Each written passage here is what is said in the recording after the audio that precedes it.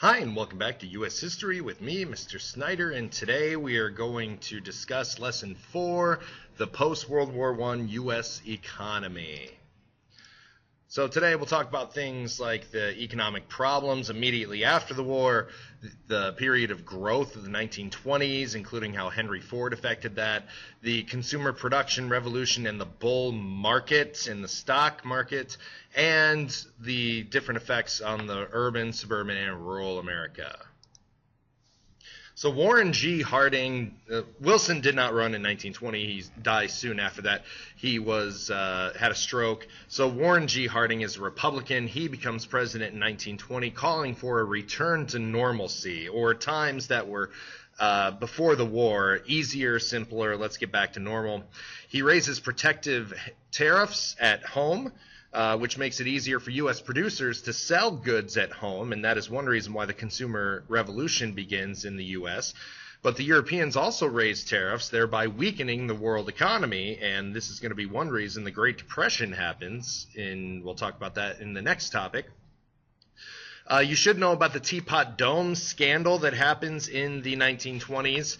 The Secretary of the Interior, Albert Fall, took bribes to transfer the control of oil reserves from the U.S. Navy to private oilmen. It's a big scandal back then. Harding dies in 1923, and his vice president Calvin Coolidge takes over. But let's take a look at the post-war blues, because the wartime economic opportunities vanish for women and blacks, and for blacks it's even worse because they are now competing with white returning soldiers for jobs, which causes racial tensions and a whole bunch of racial violence and riots in places like Tulsa, Oklahoma, which is one of the deadliest, and Chicago. Price fixing by the War Industries Board is over after the war, and by the Food Administration. So the Americans rush to buy consumer goods that aren't available because we've been producing stuff for the war all these years. So this causes a period of inflation or rising prices. Also, industrial wages don't buy as much as they did during the war when the prices were fixed, and now the prices are rising even more because of inflation. So many workers strike, wanting rewarded for their wartime patriotism, and a lot of these strikes lose during this period after the war. The U.S. does not remain completely isolationist after the war. In 1920, the U.S. emerges as the richest, most industrialized country in the world. It becomes the world's economic center. New York City and the New York Stock Exchange. London is now an afterthought.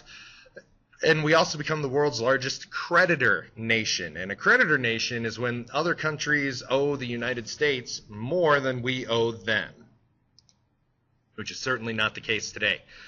In 1920s, this decade is a period of rapid economic growth, and the 1920s economy roared after a few post-war recessions.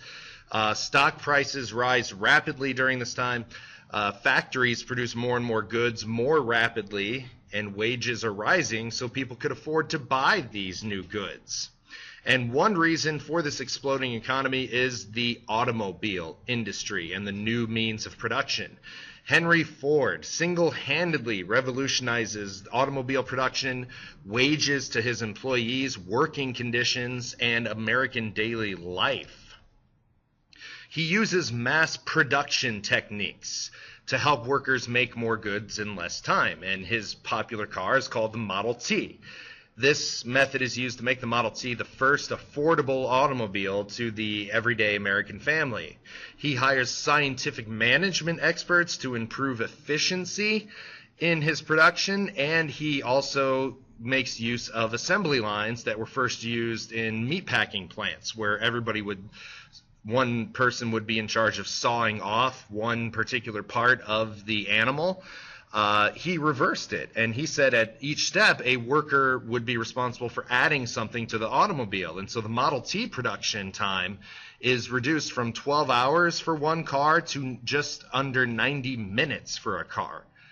He also doubles his employees' wages, he shortens their workday, and he gives them Saturday and Sunday off, which is our modern work week.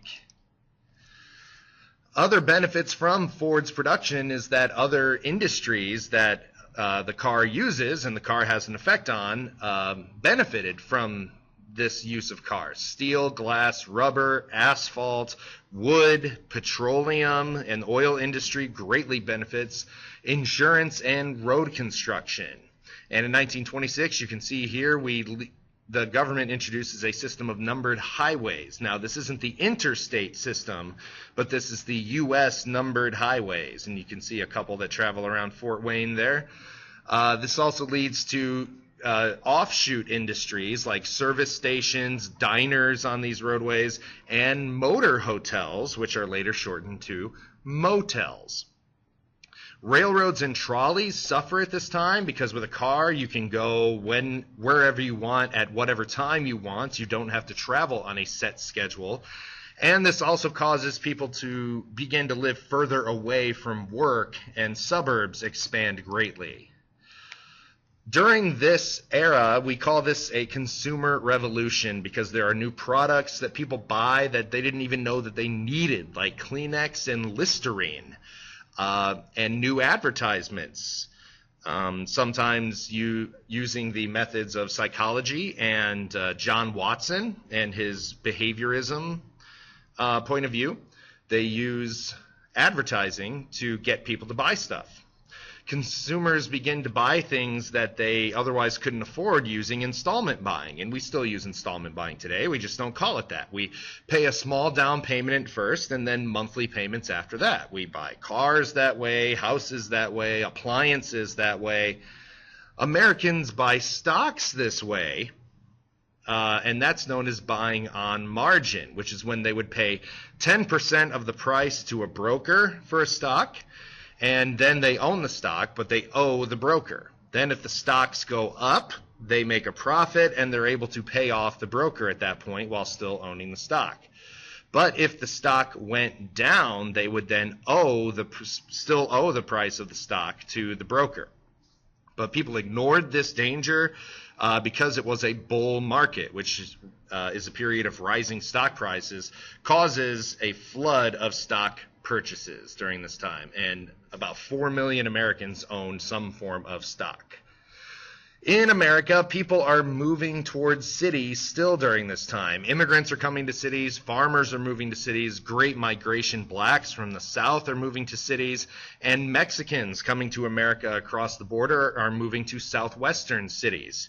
Skyscrapers, because of better production methods and technology, keeps getting taller, so cities are also expanding upward, and we're seeing new city skylines. And in 1931, the world's tallest building, the New York City Empire State Building, is completed. Cities also expand outward into suburbs, and automobiles cause people to move to these suburbs. One unintended effect is that it drains people, tax money, and resources away from cities. And so these inner cities start to become slums where only the poor people live who can't afford to move out of the city. The farmers, unfortunately, do not feel the effects of this economic boom of the 1920s, and I like to look at it as an early Great Depression for them because they usually suffer from falling prices of their crops and growing debt because they can't pay it off because they can't sell their crops for enough money. And so farmers do not feel the economic boom of the 1920s. It is an early depression for them.